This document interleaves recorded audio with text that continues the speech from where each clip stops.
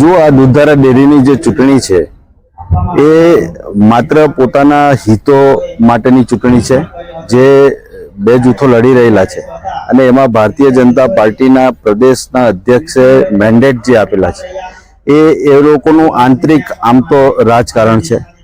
સાંસદ સભ્ય મનસુખભાઈએ પણ આ મુદ્દે અનેક ખુલાસાઓ કરેલા છે અને મનસુખભાઈ સીધા પ્રકાશ મોદી અને પ્રકાશ દેસાઈની જ વાતો કરે છે। હું મનસુખભાઈને એમ પૂછવા માંગુ છું કે મેન્ડેટ જે છે CR પાટીલની સહીથી CR પાટીલે મોકલાવેલા છે। તમે આટલા સિનિયર સંસદ સભ્ય છો, તમારે સીધી CR પાટીલને ટાર્ગેટ કરી અને વાત કરવી જોઈએ, પણ મને એમ લાગે છે કે ભાજપમાં CR પાટીલનો એક ડર છે, ખોફ છે અને એમની સામે કોઈનાથી બોલી શકાતું નથી, એટલા માટે મનસુખભાઈ પણ માત્ર પ્રકાશ દેસાઈ અને પ્રકાશ મોદી જેવી નાની માછલીઓને ટાર્ગેટ કરીને પોતાની વાતો રજૂ કરે છે, પણ એ લોકોને ગેરમાર્ગે દોરે છે।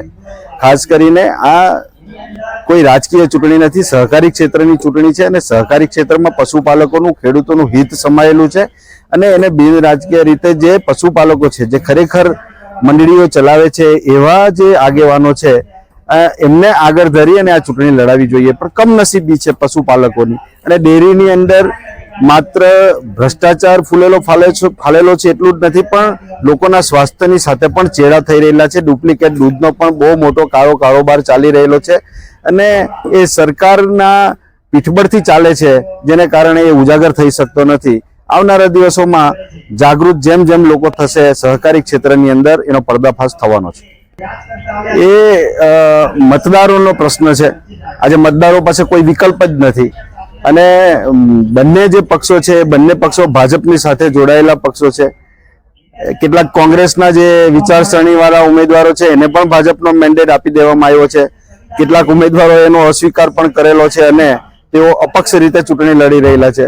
અગાઉ પણ મેં એ વાતનો ખુલાસો કરેલો છે, પરંતુ દૂધધારા ડેરીની જે ચૂંટણી છે એ ચૂંટણીને રાજકીય રંગ આપવાને બદલે સહકારી ક્ષેત્રની જે મર્યાદાઓ છે એની અંદર રહીને આ ચૂંટણી થતી હોતે તો હું માનું છું કે એમાં પશુપાલકોનું અને ખેડૂતોનું હિત 100% જળવાય। ડેરી અંદર કોંગ્રેસ કેટલી સક્રિય, ઇલેક્શનમાં કોંગ્રેસ કેટલી સક્રિય?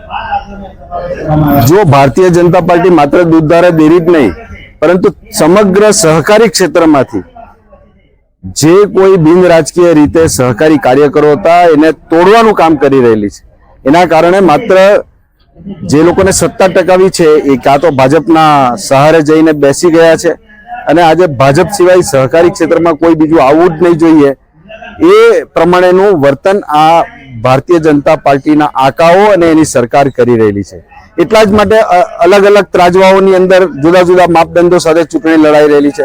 આણંદની અંદર સામે પક્ષે કોંગ્રેસની વિચારધારાવાળા ઉમેદવારો છે અને એના કારણે 3 જેટલા ભારતીય જનતા પાર્ટીના બળવાખોરોને સસ્પેન્ડ તાત્કાલિક કરી દેવામાં આવ્યા।